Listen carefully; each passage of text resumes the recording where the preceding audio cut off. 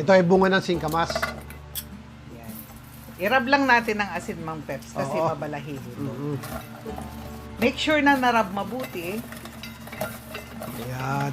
Maalis yung mga balahibo niya. Saka hugasan. Hugasang mabuti at maalat yan. Tapos paghihimay niyan, Mang Peps, Ganyan ganyan lang, yan. Biyakin lang sa gitna. Ayan.